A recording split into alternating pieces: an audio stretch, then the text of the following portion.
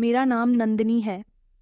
मेरे ससुराल वाले मुझ पर बच्चा पैदा करने के लिए दबाव बना रहे थे, लेकिन मुझे शुरू से ही बच्चों का शौक नहीं था। मैं खुली सोच रखने वाली लड़की थी। मैं चाहती थी कि मेरी शादी भी किसी ऐसे ससुराल में हो जहां पर मुझे फुल आज़ादी दी जाए। मुझे गृहस्थी में न उलझाया जाए, मगर मेरे ससुराल में आने के बाद मुझे घर का सारा काम करना पड़ता। शादी को 1 महीना ही गुजरा कि ससुराल में सबने शोर मचाना शुरू कर दिया कि बहू खुशखबरी कब सुना रही हो। ये बात मुझे बिल्कुल भी पसंद नहीं आती थी, मगर मैं बड़ी मुश्किल से खुद पर कंट्रोल करती। कुछ समय गुजरने के बाद मेरे पति को भी बच्चे की चाहत जागने लगी, तो उन्होंने भी मुझ पर दबाव बनाना शुरू कर दिया कि मुझे बच्चा चाहिए। एक दिन मेरी सास की बहुत ज़्यादा तबीयत खराब हो गई। मेरी सास को अस्पताल में भर्ती कर दिया गया। उनके पास अस्पताल में रुकने के लिए किसी की ज़रूरत थी, तो मेरे पति उनके साथ अस्पताल में मौजूद थे। मेरी एक ही नंद थी, उसका पति मर गया और वो अपने 10 महीने के बेटे को लेकर हमारे घर अपनी माँ की बीमारी की खबर सुनकर आ गई थी, तो उससे भी रहा न गया, तो वो भी अपनी माँ के पास अस्पताल चली गई और अपने 10 महीने के बेटे को मेरे हवाले कर गई। मेरी नंद ने कहा था कि भाभी, इसका बहुत ख्याल रखना, मगर मैं उसका ख्याल न रख सकी। मुझे बहुत तेज नींद आ रही थी, लेकिन वो मेरी नींद में खलल मचा रहा था और सारी रात उसने मुझे बहुत परेशान किया। वैसे भी मैं उससे मोहब्बत नहीं करती थी। मैं हमेशा ही उस मासूम से बच्चे को नफरत की नज़र से देखा करती थी, और वो दिन मेरा उससे बदला लेने का बहुत अच्छा था। मैं वैसे भी उससे बहुत तंग आ गई थी। वो बस रोए चले जा रहा था। मुझे गुस्सा आया तो मैंने उसके मुंह पर थप्पड़ों की बारिश कर दी। उसका चेहरा पूरी तरह से लाल हो गया, मगर वो खामोशी नहीं हो रहा था। लेकिन रोते रोते वो थोड़ी देर के बाद खुद ही खामोश हो गया, और इस खामोशी से मुझे सुकून भरी नींद आ गई। सुबह जब मेरी आंख खुली तो मैंने देखा कि मेरी नंद का बेटा तो खुशी के पल थे, और मैं दुल्हन बनकर इस घर में आई थी। मैं जानती थी कि मेरा पति काफ़ी पढ़ा लिखा है और एक अच्छी कंपनी में नौकरी करता है। मेरी ससुराल में लगभग सारे ही लोग पढ़े लिखे थे। मैंने सुना था कि पढ़े लिखे लोगों के यहाँ घर की बहू को भी खूब आज़ादी दी जाती है, और मुझे उम्मीद थी कि इस घर में आने के बाद मैं अपनी मर्जी के मुताबिक अपनी ज़िंदगी गुजार सकूंगी। मेरे ससुराल में मेरे सास ससुर के अलावा 2 छोटे देवर, बड़े देवर की उम्र 18 साल और छोटे देवर की उम्र 15 साल थी। एक बड़ी ननद थी जिसकी शादी हो चुकी थी। उसके पास पहले ही 2 बच्चे थे और अब उसका तीसरा बच्चा भी होने वाला था। और तो और उसका घर भी हमारे घर के पास में ही था। वो जल्दी जल्दी अपने मायके आती जाती रहती थी। मेरे पति मुझसे बहुत प्यार करते थे और हर दिन मुझे कहीं ना कहीं बाहर घुमाने लेकर जाया करते थे। शादी के कई दिनों बाद तक मेरी सास ने मुझसे घर का कोई काम नहीं करवाया था। हम मिडिल क्लास फैमिली से बिलोंग करने वाले लोग थे, और मेरी शादी भी मिडिल क्लास फैमिली में ही हुई थी। मगर मेरा पति अच्छा खासा कमाता था। उनका घर भी बहुत अच्छा था, लेकिन इतने बड़े घर में एक भी नौकरानी नहीं थी। ये देखकर मैं बहुत हैरान हुई थी, मगर मुझे क्या। शादी के लगभग पूरे 1 महीने तक मेरी सास ने मुझसे घर का कोई काम नहीं करवाया, तो मुझे लगा कि मेरी सास को घर के काम करना ज़्यादा ही पसंद होगा। इसीलिए मैंने कभी घर के काम करने की टेंशन ही नहीं ली, और ना ही खुद मैं कभी कोई काम किया करती थी। मुझे खाने के लिए भी मेरी सास बड़े प्यार से टेबल तक बुलाया करती थी, और सुबह का नाश्ता भी मुझे मेरे कमरे में ही दिया जाता था। मैं आराम से 11 बजे तक सोकर उठती थी और उसके बाद खुद को मोबाइल में बिजी रखती थी। मेरे पति भी सुबह होते ही अपनी माँ से नाश्ता लेने के बाद ऑफिस चले जाते थे। यहाँ तक कि उनको लंच भी मेरी सास ही पैक करके दिया करती थी। मैं बहुत खुश थी कि मेरी शादी बहुत अच्छी ससुराल में हो गई थी। मुझे जॉब करने का बड़ा ही शौक था, क्योंकि मैं पढ़ी लिखी थी, और मेरी जितनी भी सहेलियां थीं उनकी शादी ज़्यादातर अमीर परिवार में ही हुई थी। इसीलिए उन सबकी शादीशुदा ज़िंदगी बहुत अच्छी और मौज मस्ती के साथ गुजर रही थी। न तो वो लोग अपनी ससुराल में कोई काम करती थी, और न ही उनके ऊपर किसी तरह की कोई जिम्मेदारी डाली गई थी। यहाँ तक कि मेरी एक बहुत पक्की सहेली जिसका नाम रानी था, उसकी शादी को तो 60 साल गुजर गए थे, और अभी तक वो हाउस वुमन नहीं बनी थी। वो वर्किंग वुमन थी और अपने पति के साथ कंधे से कंधा मिलाकर काम किया करती थी। दोनों पति पत्नी मिलकर घर को बहुत अच्छी तरह से चला रहे थे। यहाँ तक कि उन्होंने तो अपने करियर के चक्कर में बेबी के बारे में भी कभी नहीं सोचा था। मुझे लगा कि शादी के बाद मैं भी कुछ ऐसा ही करूंगी क्योंकि मैं भी एजुकेटेड थी। शादी से पहले मैं नौकरी करना चाहती थी, लेकिन पढ़ाई के फौरन बाद ही मेरे घरवालों ने मेरा रिश्ता तय कर दिया और मुझे नौकरी करने का मौका ही नहीं मिला। लेकिन जब मुझे ये पता चला कि मेरी शादी एक अच्छे परिवार में होने जा रही है, तो मुझे सब लोगों ने यही बताया कि वहां जाने के बाद तुम्हारी तकदीर बदल जाएगी।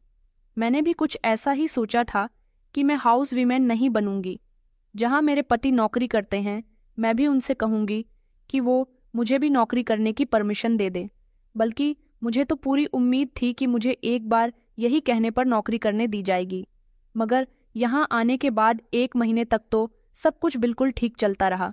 मैंने अपनी शादी के नए नए दिनों को बहुत अच्छे से एंजॉय किया।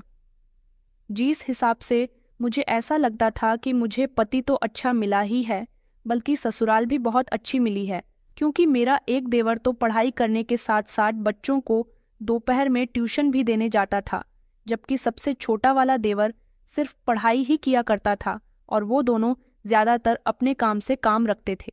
मेरे ऊपर किसी तरह की कोई रोक टोक नहीं थी।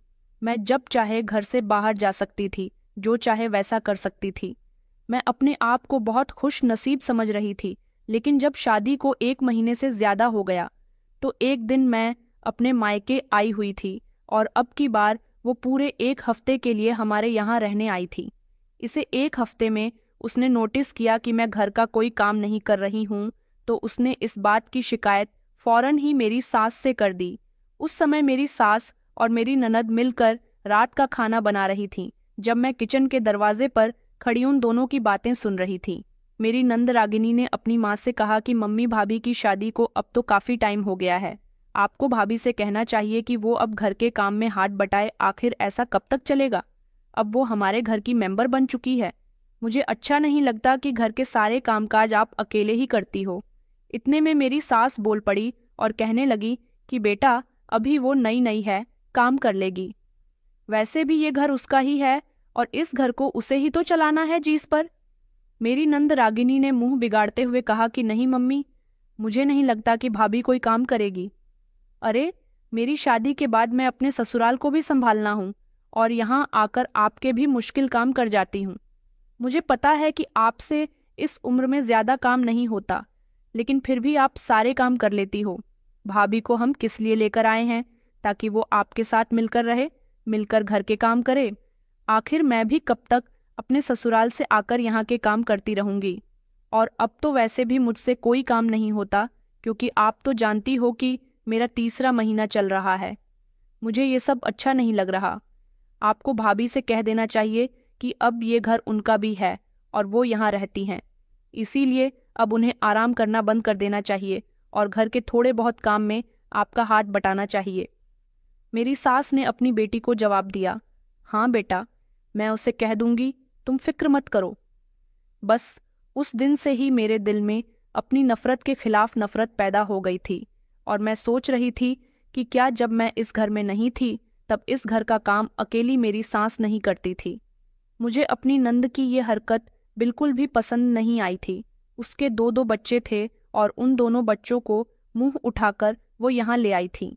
यहाँ तक कि उसका पति भी जल्दी जल्दी यहाँ आता जाता रहता था और उन सब के लिए ढेर ढेर सारा खाना बनता था। अब जब भी मेरी ननद हमारे यहाँ आती थी, मुझे उस पर बहुत गुस्सा आता था। उसके बच्चे भी रोज यहाँ आया करते थे। उसके बच्चों को मेरे सास, ससुर और पति बहुत प्यार किया करते थे। उसके बच्चे नई नई तरह की फरमाइश यहाँ आकर किया करते थे, जिसको ज्यादातर मेरे ससुर और मेरे पति ही पूरी किया करते थे। मुझे इस बात पर बहुत गुस्सा आता था कि इस घर में सबसे ज्यादा कमाई मेरे पति की थी और उनकी कमाई को इस घर में ये लोग दोनों हाथों से लुटाया करते थे। मेरा बड़ा देवर तो अपनी ट्यूशन से आने वाली फीस अपने पास ही रखता था और छोटा देवर बार बार छोटे से छोटे काम के लिए भी मेरे पति से ही पैसे मांगा करता था और ससुर जी भी कोई काम नहीं करते थे। बस सारा दिन घर के गेट पर कुर्सी बिछाकर बैठे रहते और चाय पीते रहते थे। ये सब मुझे बहुत बुरा लगता था और अब तो मेरी सास ने मेरा आराम भी खत्म करवा दिया था। वो मुझे कोई ना कोई छोटा मोटा काम बताती रहती थी। अब मुझे 1 मिनट की भी फुर्सत नहीं मिलती थी। पहले उन्होंने धीरे धीरे मुझे काम बताना शुरू कर दिया। और फिर उसके बाद घर की सारी ही जिम्मेदारी मुझ पर डाल दी थी। और ये सब मेरे साथ क्यों और किसके कहने पर हो रहा था, मैं बहुत अच्छे से जानती थी। मेरी नंद के बच्चों को जो भी चीज़ चाहिए होती वो यहाँ आकर मेरे पति से कहते थे, और इन बातों से मेरा दिल जल कर रह जाता था। मेरे पति उस पर बहुत प्यार लुटाया करते थे और फौरन ही भागकर उसकी ख्वाहिश पूरी कर दिया करते थे। एक दिन मैंने अपने पति से कहा कि मुझे ये घर के कामकाज नहीं होते, मुझे नौकरी करनी है, मैं नौकरी करना चाहती हूँ। मगर मुझे हैरानी इस बात पर हुई कि मेरे पति ने फौरन ही इस बात के लिए इनकार कर दिया। उनका कहना था कि हमारे यहाँ की औरतों को नौकरी करने की परमिशन नहीं दी जाती, और फिर घर की बहू को तो बिल्कुल भी नहीं। जब ये बात मैंने सुनी तो मैं हैरान रह गई। मैंने कहा, मगर आप इतने पढ़े लिखे होकर किस तरह की बातें कर रहे हो? क्या औरतों को नौकरी करने की इजाज़त नहीं? आखिर आपके परिवार में ऐसा क्यों है? मैं तेज आवाज में अपने पति से बात कर रही थी तो उन्होंने कहा कि ये क्या बदतमीजी है। तुम्हारी आवाज कमरे से बाहर नहीं जानी चाहिए, क्योंकि तुम बेफिजूल की बात पर अपनी आवाज ऊंची कर रही हो। मैंने तुमसे मना कर दिया तो कर दिया, वैसे भी तुम घर का कोई काम नहीं करती। मैं नहीं चाहता कि तुम नौकरी करने के बाद बिल्कुल ही घर पर ध्यान देना बंद कर दो। मुझे अपने पति की ये बात बहुत बुरी लगी थी। मैं उनसे आगे कुछ कहने वाली थी, मगर वो गुस्से में कमरे से निकलकर चले गए। अब मेरा ज़्यादातर मूड खराब रहने लगा था, क्योंकि घर का ज़्यादातर काम मुझे ही करना पड़ता था। मैं कभी कभी अपने मायके जाती तो मेरे मायके वाले मुझसे पूछते थे कि ससुराल में सब कुछ ठीक चल रहा है, तो मैं उनको अपनी ससुराल की छोटी से छोटी और बड़ी से बड़ी बात बता दिया करती थी। जिस पर मेरी माँ मुझे डांटा करती थी और कहती थी कि गलती तुम्हारी ही है, तुम्हें अपने घर को अच्छी तरह से संभालना चाहिए। मुझे बुरा लगता था कि मेरी मम्मी भी मेरे ससुराल वालों की ही साइड से बोलती थी, इसलिए मैंने अपने घर आना जाना भी कम कर दिया था। मेरी नंद की प्रेगनेंसी का अब टाइम पूरा होने वाला था और मेरी शादी को अभी थोड़ा ही तो समय हुआ था। मेरे घर में तो शोर मचना शुरू हो गया था। देवर भी कहते थे कि भाभी हमारे घर में कभी भी आएगा, हम कब चाचा बनेंगे, और ससुर जी कहते थे कि न जाने कब वो दिन होगा कि मैं अपने पोते के साथ खेला करूंगा। ये बातें सुनकर तो मैं अपनी आंखें ऊपर को चढ़ा लिया करती थी। मुझे उन लोगों की बातें सख्त बकवास लगने लगी थीं। मेरे ससुराल में सभी लोग मेरी नंद के बच्चों से भी बहुत प्यार किया करते थे, और अब तीसरा बच्चा जो आने वाला था उसकी खुशी मेरी नंद के ससुराल से ज्यादा उसके मायके में मनाई जा रही थी। अब तो मेरी सास ज्यादातर आराम ही करती रहती थी। मुझे उन पर गुस्सा भी आता था। मन करता था कि मैं उन पर अपना सारा गुस्सा उतार दूं, लेकिन मैं अपने पति आदेश की वजह से बहुत परेशान थी। वो कभी मेरी कोई बात सुनते ही नहीं थे, और मुझे गुस्सा आता था कि पता नहीं क्यों मैंने शादी कर ली। शादी से पहले तो मैं सोचती थी कि मेरी शादी के बाद जिंदगी बहुत बेहतर होगी, मगर यहाँ तो सब कुछ उल्टा हुआ था ना। मुझे नौकरी करने दी गई थी और ना ही मुझे इस घर में एक पल को सुकून था। बस सारा दिन सबकी जबान पर मेरी नंद के बच्चों का नाम रहता था। वो पूरा दिन घर में इधर उधर घूमते फिरते और शोर मचाते रहते थे। मुझे उनका शोर मचाना बहुत बुरा लगता था, इसीलिए मैं उनको डांट दिया करती थी, और मेरी ये हरकत देखकर सब लोग खामोश हो जाते थे। किसी की हिम्मत नहीं होती थी मुझसे कुछ भी कहने की। मगर एक दिन जब मेरी नंद के छोटे बेटे ने मेरे कमरे में जाकर खूब सारा सामान फैला दिया, तो मैंने गुस्से में उस पर हाथ उठा दिया था, जिस पर वो सारा दिन ऐसे रोता रहा जैसे मैंने उसे बहुत जोर से मार दिया हो। यहाँ तक कि उसने रात को आदेश से भी मेरी शिकायत कर दी थी। मुझे उसकी ये हरकत बहुत बुरी लगी थी। मेरे पति ने मुझे बहुत डांटा था और कहा था कि आइंदा मेरे भांजे पर हाथ मत उठाना। मैंने उसी समय अपने पति से अपनी गलती की माफ़ी मांग ली थी, क्योंकि मुझे पता था कि जब वो मुझसे नाराज़ हो जाते थे तो फिर भी मुझे ही उनको मनाना पड़ता था और साथ ही अपनी गलती भी माननी पड़ती थी। कुछ समय के बाद मेरी नंद ने तीसरे भी बेटे को जन्म दिया था, जिससे हमारे घर में तो जैसे खूब खुशियां मनाई जा रही थीं। और जब से मेरी नंद का तीसरा बेटा इस दुनिया में आया था, तब से तो इन लोगों ने मेरा दिमाग ही खा लिया था। हर कोई बार बार मुझसे यही कहता है कि बहू, तुम्हारी शादी को बहुत समय हो गया, तुम्हें कोई खुशखबरी नहीं है। हम चाहते हैं कि हमारे घर में भी कोई बच्चा आ जाए। अब क्या बच्चा लाना मेरे बस की बात थी? मेरे पति को भी बच्चों से बहुत प्यार था, मगर आजकल ये प्यार मुझे उनके भांजों के लिए कुछ ज्यादा ही नजर आने लगा था। मैं तो अभी बच्चा करना ही नहीं चाहती थी, क्योंकि मैंने पहले ही सोचा हुआ था कि मैं शादी के लगभग 3 साल के बाद बच्चे के बारे में सोचूंगी। लेकिन इन लोगों ने तो बच्चा बच्चा करके मेरा दिमाग ही खा लिया था। बड़ी मुश्किल से मैं ये झेल रही थी क्योंकि मेरे सारे सपनों और ख्वाहिशों पर इन्होंने पानी फेर दिया था। मेरे पति की मोहब्बत मेरी नंद के बच्चों के प्रति मुझे एक नज़र भी नहीं भा रही थी। मेरा दिल कटकर रह जाता था। मेरी नंद भी घर आती तो मैं उससे भी ठीक से बात नहीं करती थी। वो समझ गई थी कि मेरा बिहेवियर उसके प्रति बदल चुका है, इसीलिए वो हमेशा मेरी सास से मेरी शिकायत करती रहती थी। मेरी नंद का सबसे छोटा बेटा बहुत सुंदर था और बहुत ही क्यूट भी था। मेरे पति का मन तो उसके बिना लगता ही नहीं था। वो अब उसके तीनों बच्चों से और भी ज्यादा प्यार करने लगे थे। मेरे पति की छुट्टी होती तो वो सारा दिन मेरी नंद के सबसे छोटे बेटे आशु के साथ ही बिताया करते थे। सारा दिन उसे गोद में लेकर घूमते रहते, यहाँ तक कि उसे कमरे में लेकर भी आ जाते थे। मुझे वो बच्चा एक आंख नहीं भा रहा था और मैं मन में सोचती कि क्या पहले से ही 2 बच्चे कम थे जो अब एक और यहाँ पर आ गया मुझे तंग करने के लिए। क्योंकि अगर बच्चा रोने लग जाता तो मेरे पति मुझसे कहते कि इसे खड़े होकर चुप करवाओ, मगर मैं तो उसे गोद में लेना भी पसंद नहीं करती थी, इसलिए अब उन्होंने मुझसे कहना ही बंद कर दिया था। और अब वो ज्यादातर बच्चे के रोने पर उसको अपनी माँ के पास ले जाते थे और फिर कई कई घंटे अपनी माँ के कमरे में माता पिता और आंसू के साथ खेलते रहते थे। मुझे ऐसा लगता था जैसे इस बच्चे की मौजूदगी ने मेरे पति के दिल में मेरी अहमियत ही कम कर दी है। इतनी नफरत तो मुझे उसके बड़े बच्चों से नहीं हुई थी जितनी छोटे वाले बेटे से होने लगी थी। मेरे पति चाहते थे कि मैं भी बच्चों के बारे में प्लान करूं, लेकिन मैंने अभी तक उनसे मना किया हुआ था और धीरे धीरे मेरी शादी को 1 साल गुजर गया था और मेरी नंद का बेटा 6 महीने का हो गया था। अब मेरी सास ने रट लगा ली थी कि मैं बहू को डॉक्टर के यहाँ लेकर जाऊंगी, बहू का चेकअप करवाऊंगी कि आखिर अभी तक मेरी बहू माँ क्यों नहीं बन पा रही। उनके बेटे ने अभी तक अपनी माँ को शर्मिंदे की वजह से ये बात नहीं बताई थी कि बच्चा करने की मर्जी उनकी बहू की ही नहीं है। उन्हें लगता था कि मेरे अंदर कोई कमी है, लेकिन मैं तो पूरी तरह से फिट थी। मैं नहीं चाहती थी कि मैं बच्चा करूं, क्योंकि पहले ही इस घर में मेरे ऊपर बहुत सारा लोड था। मैं अपने आप को बच्चा पैदा करने के बाद और ज्यादा जिम्मेदारियों में घिरता हुआ नहीं देख सकती थी। मेरी नंद का बेटा अब थोड़ा थोड़ा बोलने लगा था और मेरे पति को उसकी तोतली बोली बहुत अच्छी लगती थी। घर में हर कोई उसका दीवाना था, सब लोग उससे बहुत प्यार करते थे। अगर कोई उससे प्यार नहीं करता था तो वो मैं थी। मेरी सास ने कह दिया था कि अगले हफ्ते तो मैं बहू को डॉक्टर के यहाँ लेकर ही जाऊंगी, लेकिन मैं डॉक्टर के चेकअप से बच गई थी क्योंकि इस बीच मेरे ससुर की मौत हो गई। अचानक एक दिन उनकी तबीयत बिगड़ी। उन्हें डॉक्टर के ले जाया गया तो पता चला कि उनको हार्ट अटैक हुआ है।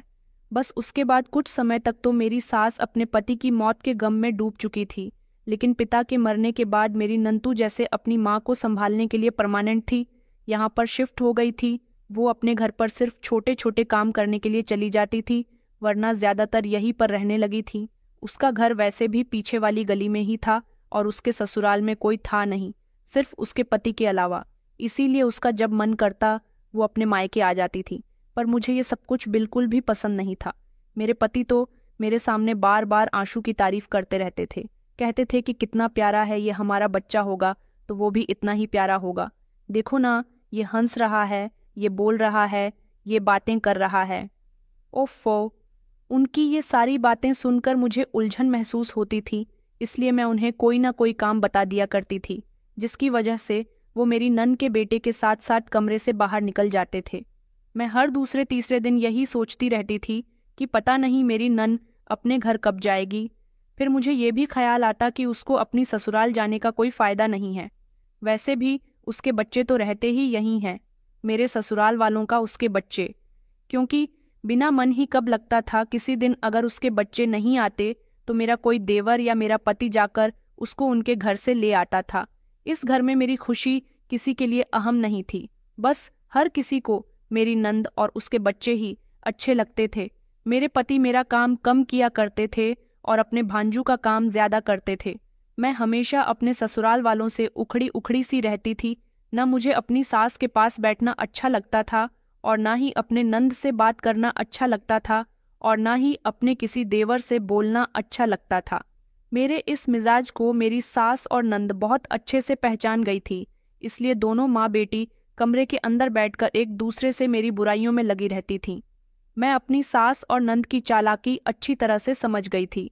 वो दोनों माँ बेटी मुझसे घर के सारे काम करवाती थीं और खुद आराम करती थीं और चाहती थी कि मैं उनको पोता पोती की शक्ल भी दिखाऊं। मगर मैंने भी सोच लिया था कि मैं अपने आप को बच्चा पैदा करने के बाद और ज्यादा तंग नहीं करूंगी। इन लोगों को कभी पोता पोती की शक्ल ही नहीं दिखाऊंगी। ये लोग अपने मकसद में कामयाब होना चाहते हैं, मगर मैं तो वही करूंगी जैसा मेरा मन करता है। और मेरी नंद बैठे बैठे खूब मेरे हाथ के खाने के मजे लिया करती थी। अब तो वो बस अपने छोटे बेटे को लेकर घर में इधर से उधर टहलती रहती थी। उसे अपनी माँ की तो बहुत फिक्र होती थी कि अपनी माँ के साथ काम में हाथ बंटाया करती थी, मगर भाभी के साथ उसने कभी एक काम ना करवाया था। बस मुझे जितना बेवकूफ़ बनना था मैं इन लोगों के हाथों बन चुकी थी। मैंने अपनी सास को साफ साफ बोल दिया था कि मैं अकेली घर का सारा काम नहीं कर सकती। आपकी बेटी भी अपना घर होते हुए सारा दिन यही पड़ी रहती है, इससे कहे कि ये भी घर के काम में हाथ बटाया करे। मेरी सास ने हैरानी से मुंह फाड़कर मुझे देखा और कहा कि नहीं बेटा, ऐसा नहीं है, तुम गलत समझ रही हो। उसके पास अभी छोटा बच्चा है। जब उसके पास इतना छोटा बच्चा नहीं था तब वो यहाँ आकर सारे काम किया करती थी। तुम्हें नहीं पता ना कि जब बच्चे छोटे होते हैं तो माँ को बहुत परेशान करते हैं। बस ऊपर वाला एक बार तुम्हें भी खुशी दिखा दे। काम का क्या है, वो तो हम सब मिल बांट कर ही लेंगे। मैं कौन सा लाचार होकर बिस्तर से लग गई हूँ। सास की बातें सुनकर मुझे शर्मिंदगी हुई थी। शायद मैं कुछ ज्यादा ही सोचने लग गई थी। मैंने भी मुस्कुराकर बात को टाल दिया और कहा कि मैं मजाक कर रही थी। मेरे पति मुझसे तब बहुत खुश हुआ करते थे जब मैं उनकी माँ और बहन के साथ नरमी से पेश आती थी। मुझे बच्चे बिल्कुल भी पसंद नहीं थे, और जब से मैं इस घर में आई थी और दिन रात अपनी नंद की बच्चों को देख रही थी तब से तो मुझे और भी ज्यादा बच्चों से नफरत हो गई थी। शादी के बाद तो मेरे हाल बुरे हो गए थे। मैं अपनी सहेलियों को देखा करती थी जो शादी के बाद भी अपनी जिंदगी को एंजॉय करती थी। एक मैं थी जो इस घर में आने के बाद दिन रात काम में लगी रहती थी। शुरू के दिन ही मुझे बहुत अच्छे लगे थे, लेकिन अब तो मुझे शादीशुदा जिंदगी में कोई एंजॉयमेंट आती ही नहीं थी। मैं चाहती थी कि काश मुझे मेरी मर्जी के मुताबिक कपड़े पहनने दिए जाए और मेरे पति हर हफ्ते मुझे बाहर घुमाने लेकर जाया करे, मगर ये सब कुछ शुरू नहीं हुआ था। अब मेरे ससुराल वालों का कहना था कि तुम पुरानी हो चुकी हो, अब ज्यादातर गृहस्थी पर ध्यान दिया करो। लेकिन मैं ऐसा बिल्कुल भी नहीं करना चाहती थी। पता नहीं इस घर पर मेरा राज कब होगा। मैं हमेशा यही सोचती रहती थी, और मेरे पति थे कि मेरे काबू में ही नहीं थे। वो हमेशा अपने घर वालों की ही सुनते थे और उनका ही कहना मानते थे। अब तो मेरी नन के बच्चे घर में बहुत ज्यादा शोर मचाते रहते थे, क्योंकि धीरे धीरे वो जितना बड़े होते जा रहे थे घर में शोर ही शोर रहता था, और उनके शोर की वजह से मेरा झगड़ा मेरी नन से कई बार हो चुका था। वो हर बार झगड़े में यही कहती थी कि मैं यहाँ से नहीं जाऊंगी। ये मेरा मायका है और मेरे भाइयों का घर है। जब तक मेरे भाई मुझे बुलाते रहेंगे तब तक मैं यहाँ आती रहूंगी। मुझे उसकी इस बात पर बहुत गुस्सा आता था कि वो कितने हक के साथ मेरे घर को अपना घर कहती थी। यहाँ जो हो रहा था इस सब को ही एक्सेप्ट करना मेरी किस्मत में लिखा था। मैं पहले दिन से ही इरादा कर चुकी थी कि जिस जिंदगी के मैं ससुराल में आने के बाद सपने देखती थी ऐसी जिंदगी गुजारूं, मगर ऐसा पॉसिबल नहीं हो सका था। चाहती थी कि मेरा पति मुझे अहमियत और प्यार दे और घर के फैसले मेरी मनमर्जी के मुताबिक हों, न कि मैं हमेशा दूसरों की मर्जी के मुताबिक चलती रहूं। मैं यहाँ किसी से डर कर नहीं रहना चाहती थी। उतना ही मुझे मेरा पति दबाया करता था। लड़की को मायके वाले सपोर्ट करते हैं, लेकिन मैं अगर अपनी माँ और बहन को अपने ससुराल के बारे में कुछ बताती तो वो मुझे ही खामोश रहने के लिए कहा करती थी। मेरी शादी को 1 साल से ज्यादा हो गया और मेरी नंद का बेटा भी थोड़ा बड़ा हो चुका था। मेरी नंद भी अपने घर चली गई थी, लेकिन वो तो यहाँ आती जाती रहती ही थी, और उसके बच्चे तो ज्यादातर यही रहते थे जिनकी देखभाल मेरी सास और मेरे पति किया करते थे। अब तो मेरे पति भी मुझ पर बच्चे के लिए बहुत दबाव बना रहे थे, मगर मैं बच्चा नहीं चाहती थी। मैं उनको ये कहकर थक गई थी, तो मेरे पति ने कहा कि आखिर तुम चाहती क्या हो? हमारी शादी को 2 साल लग गया, क्या तुम्हें बच्चों से मोहब्बत नहीं? तुम माँ नहीं बनना चाहती? मैं अपने पति की इस बात पर खामोश रही क्योंकि मैं उनको सच्चाई नहीं बताना चाहती थी। मैंने कहा कि ठीक है, मैं तैयार हूं। इस बात पर मेरे पति खुश हुए थे कि मैं अब उनको पिता बनाने के लिए तैयार थी, मगर फिर भी काफ़ी समय तक ट्राई करने के बाद भी हम दोनों माता पिता नहीं बन पा रहे थे। मेरे पति ने मुझसे कई बार कहा कि तुम डॉक्टर के यहाँ जाकर चेकअप करवा लो, मगर मैंने हर बार डॉक्टर के यहाँ जाने का बहाना बना दिया। मैं तो इस बात पर खुश हुआ करती थी कि जैसा ये लोग चाहते हैं ऐसा अभी तक नहीं हो रहा। मैं अपनी जिंदगी को अभी भी बहुत सुकून से गुजार रही थी। मैंने देखा था कि मेरी नंद का बेटा बहुत रोया करता था और उसके रोने पर रागिनी परेशान हो जाती थी और उसको चुप करवाने के लिए वो परेशान हो जाती थी। मैंने देखा था कि वो सारी सारी रात अपने बेटे को जागकर इधर से उधर टहलती रहती थी, न ठीक से खाना खाती थी और न ही ठीक से अपने ऊपर ध्यान दे पा रही थी। मैं अपनी जिंदगी ऐसी नहीं करना चाहती थी, मगर अब तो ऊपर वाले की तरफ से ही देर थी। ये सोचकर मेरे पति अब मुझसे कुछ ज्यादा नहीं कहते थे, लेकिन मेरी सास अभी भी मुझ पर दबाव बना रही थी कि वो मुझे कब दादी बना रही हो। अब तो बहुत समय हो गया। ईशिन दिन मेरे पति ने कहा कि नंदिनी, मैं चाहता हूँ कि हम कोई बच्चा अडॉप्ट कर लेते हैं। माँ हमेशा यही कहती रहती है कि हमारे घर में भी कोई छोटा बच्चा होगा तो घर में हमेशा खुशी का माहौल बना रहेगा, और क्या पता ऊपर वाला हमें उसके नसीब से ही औलाद दे दे। हम किसी छोटे से बच्चे को अडॉप्ट कर लेते हैं जिसकी परवरिश तुम बहुत अच्छे से करना। मैं उसी समय बोल पड़ी और मैंने कहा, ये आप क्या कह रहे हो? हमारे घर में 3 बच्चे हैं। रागिनी दीदी के बच्चे, आप लोग उनको बहुत प्यार करते तो हो, फिर बच्चा अडॉप्ट करने की क्या ज़रूरत है? मेरे पति ने कहा कि वो दिनों हमारे घर में तो नहीं रहते, न जीजा जी का जब दिल चाहता है रागिनी और अपने बच्चों को लेकर चले जाते हैं। मुझे ये सब पसंद नहीं। मैं चाहता हूँ कि हमारा भी बेटा या बेटी हो जिसको हम प्यार करें, वो हमें मम्मी पापा कहें। मेरे पति ने ये बात मेरे कंधे पर हाथ रखते हुए कही थी, लेकिन मैं उनके शब्दों से बहुत घबरा गई। मैं ऐसा नहीं चाहती थी। मैं किसी दूसरे का बच्चा अपनी जिंदगी में शामिल नहीं करना चाहती थी। ऊपर वाला हमें भी माता पिता बनाएगा और इस दुनिया में हमारा अपना खून ही आएगा।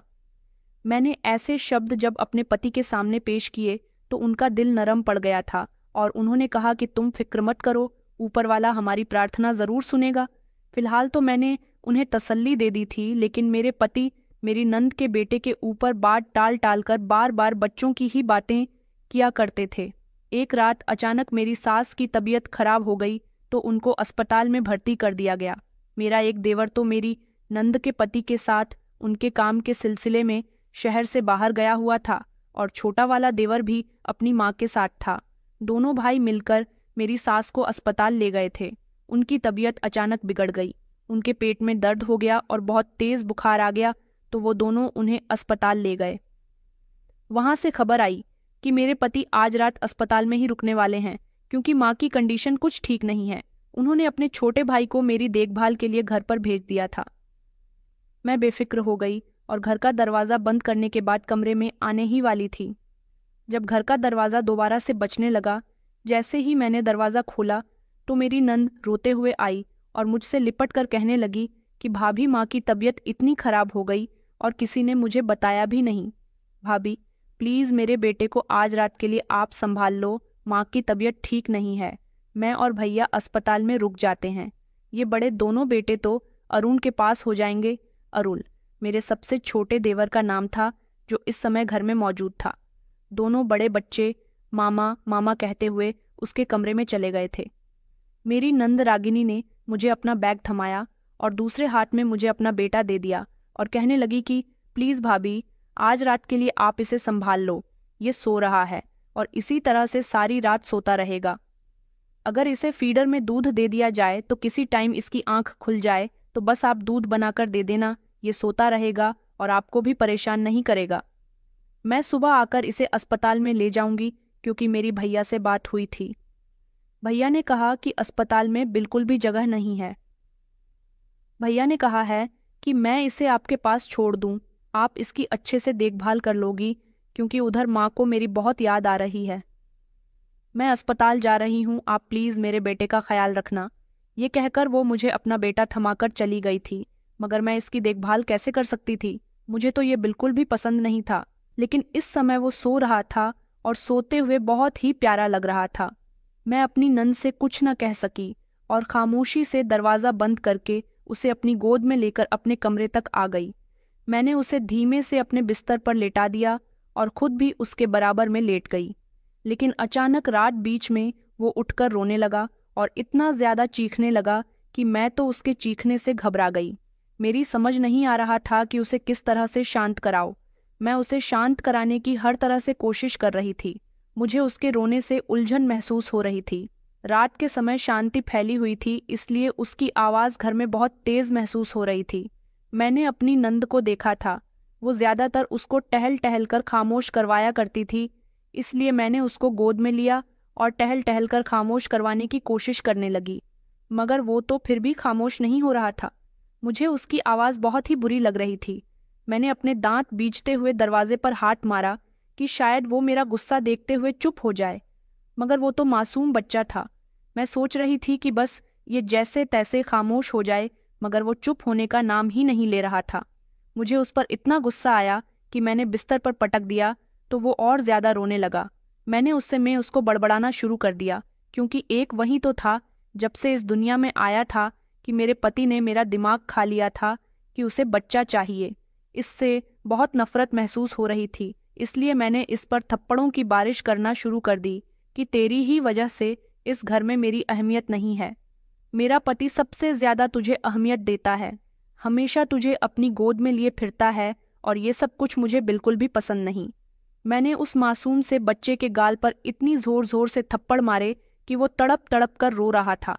मैं चाहती थी कि बस वो किसी तरह से रोना बंद कर दे और खामोश हो जाए।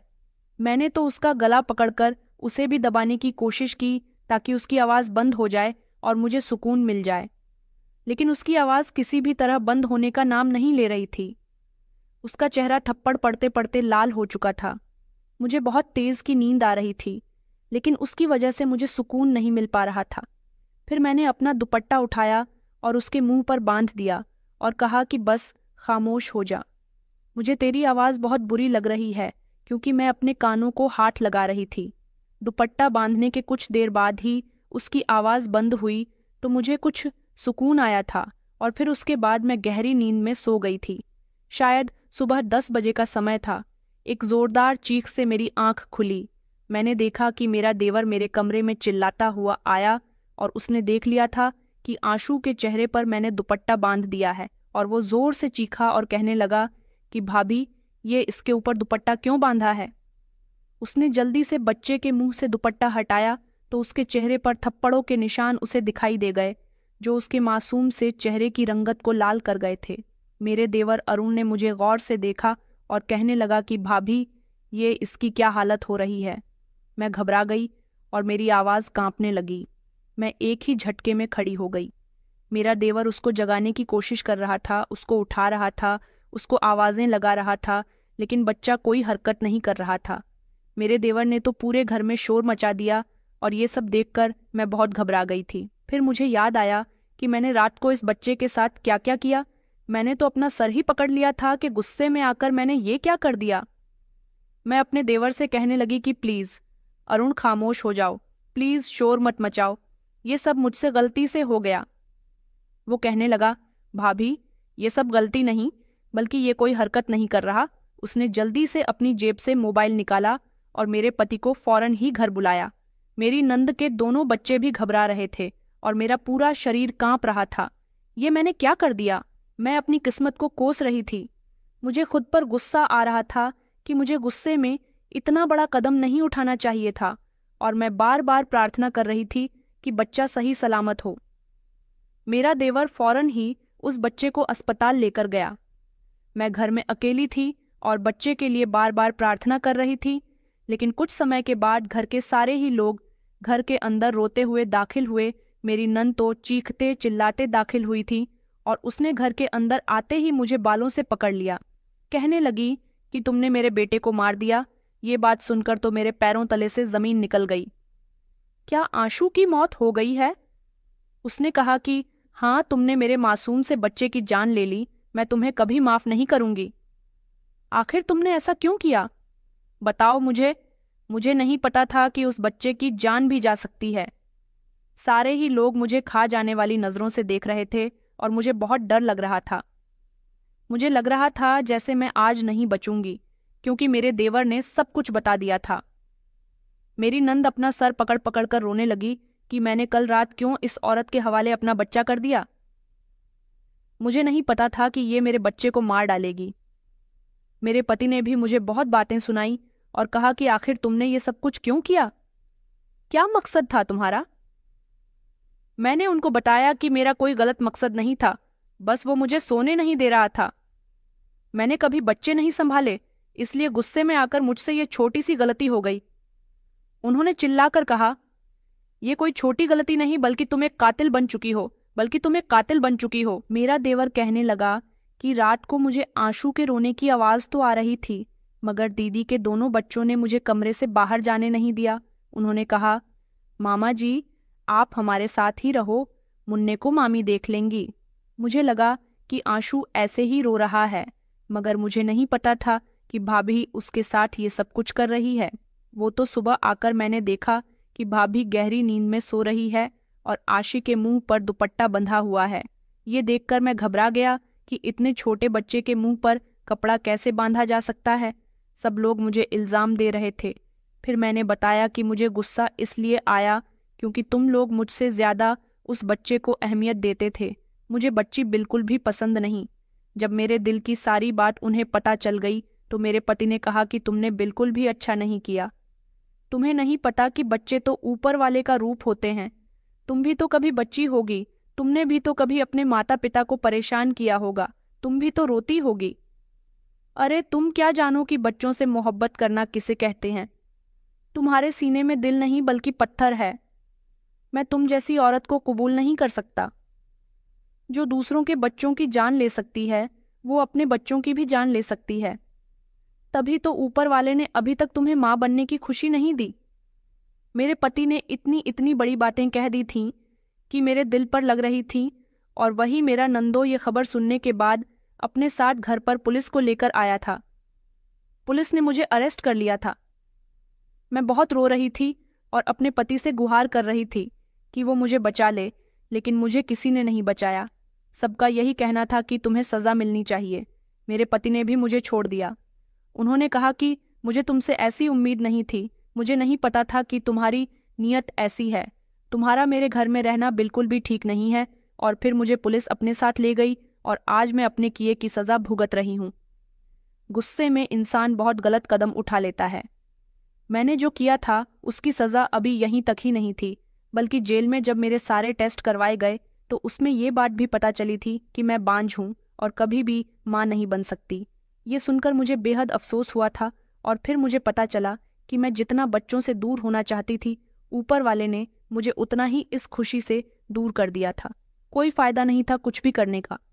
अब सिर्फ मेरे भाग्य में मेरे हिस्से की सजा ही लिखी हुई थी, जिसे मैं जेल में रहकर काट रही हूँ। मैंने रागिनी का एक बेटा उसे छीन लिया और अपने घरवालों को दुखी कर दिया। वो छोटा सा बच्चा जो बहुत सुंदर था और सब लोगों का लाडला था, उसके साथ मैंने जो किया वो बहुत गलत था। तो दोस्तों, उम्मीद करती हूँ आपको हमारी कहानी पसंद आई होगी। कहानी पसंद आई है तो वीडियो को लाइक और चैनल को सब्सक्राइब करें। धन्यवाद।